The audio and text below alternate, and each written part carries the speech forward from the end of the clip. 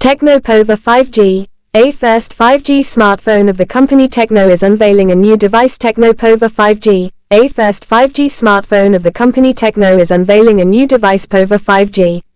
The smart tech Techno is launching its first 5G smartphone to the market soon. The company is working on a new handset of its Pova series, and the newcomer will be a mid-ranger. The new smartphone will be called Tecno Pova 5G. The new smartphone will be powered by the Dimensity 900 chipset. This is a powerful chipset that will empower the upcoming smartphone Tecno's Pova 5G to provide the user with high-end performance, and also there is an octa-core processor under the hood of this smartphone. The coming up new Tecno Pova 5G is going to have 6.95 inches, which is a massive screen, and to provide the user with Full HD plus the resolution of 1080x 2460 pixels. The device is IPS LCD capacitive touchscreen.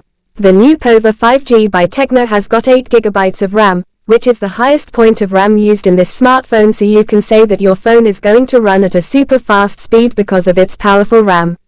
The built-in storage capacity of the Tecno 5G is 128GB, which means that the capacity of your data is unlimited. And also there is a micro SD card if you need more storage.